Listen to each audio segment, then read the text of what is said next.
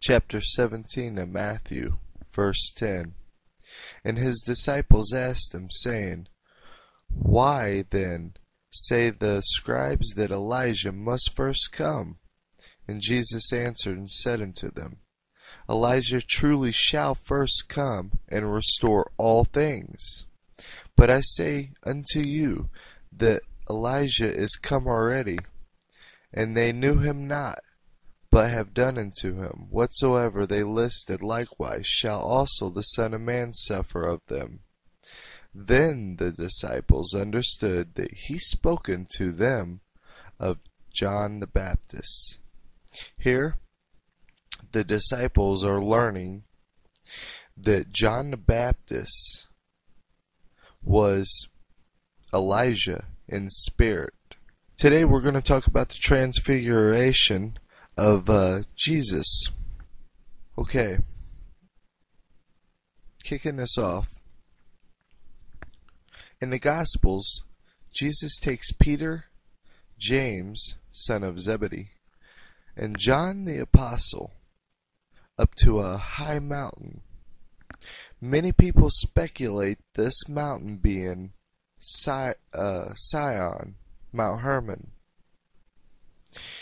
Other people I've heard say it was Zion, the Mount of Olives. But today, I'm going to show you guys that this is Mount Tabor.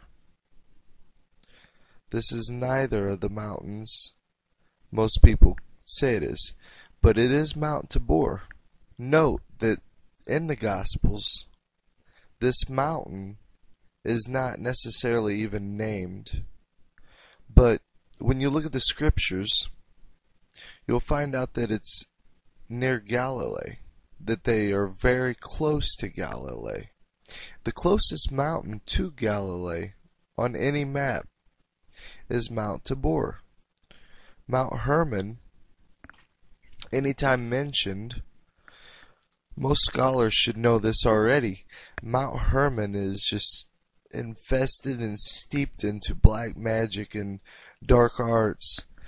Mount Hermon also, the reason why so many people try to relate this is they try to relate scriptures to Mount Hermon. Then with those scriptures they try to relate that to the Transfiguration of Jesus. Mount Hermon is also where fallen angels descended, and this is mentioned several different times. It's mentioned in Psalms, it's mentioned tons of scripture. I just don't even know where to begin. It's got so many different names. It's Sirion, it's Mount Hermon, it's Mount Sion. Sion with a S-I-Y-O-N. You'll find it also in the Book of Enoch. Mount Hermon, Deuteronomy, Joshua, Chronicles. You'll find it in Ezekiel. With the different names, it's also called Senor, S-E-N-I-R. With so many different names, Hermon, Senor, Sion. It's also mentioned as the exceedingly high mountain. It's just hard to find this all in one package just waiting for you. You have to search this out. You have to sift through it and find these little hints and look up different scripture. There were some important keys that happened when Jesus took Peter, James, and John up on the mountain during his transfiguration. He revealed something to them. He revealed that Jesus really was. He also made it so that they could understand he was more than a prophet. He was more than a political messiah. But he revealed something to them, and he told them not to tell nobody this. Also, while he was up there, Many people miss this, but Moses and Elijah appeared to Jesus and was standing there with him. This is so much more than people can grasp in their own mind. Moses, he brought the law. Jesus fulfilled the law. Prophet Elijah, a noble among all the prophets. He was a peer. He was somebody to look after. And Jesus fulfills all prophecy, helping the prophets. In verses 5 and 6, Peter's reaction, first when he saw Moses and Elijah and Jesus all together, was, let's make a tabernacle, 3 of them. One for Moses, one for Elijah, one for Jesus. And basically, let's abode together, let's stay together. He suggested to put up 3 shelters and staying there forever. He wanted to avoid pain and suffering. He knew that he was going to have to do the, pain and suffering, because Jesus has been preaching this. And that he's just overwhelmed.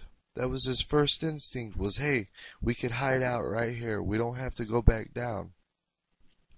But when you read 7 and 8, Yahweh says, "This is my son, whom I love. Listen to him." I'm going to start out in the King James Version and read this. And Peter answered and said to Jesus, "Master, it is good for us to be here. And let us make 3 tabernacles, one for thee, and one for Moses, and one for Elijah." And he wist not what to say, for they were sore afraid. And there was a cloud that overshadowed them. And a voice came out of the cloud, saying, "This is my beloved Son, hear him." And suddenly, when they had looked round about, they saw no man any more save Jesus only with themselves. And as they came down from the mountain, he charged them and said that they should tell no man what things they had seen, till the Son of Man were risen from the dead. And this was the secret that Jesus told them. He says, you tell nobody, or he showed them rather. He says, don't tell nobody, not until after I have risen. As you read further through this chapter, you'll see the direction that they were going. In Mark chapter 9, verse 9, they come off the mountain. Further into Mark, whenever you look at chapter 9, verse 30, they're passing through Galilee. They depart and pass through Galilee. Further through, you see in chapter 9, verse 33, and he came to Capernaum. So basically, they were passing through, going north, which is heading north, totally opposite directions from if they was heading away from Hermon, showing Mount Tabor was the closest mountain during Transfiguration of Jesus.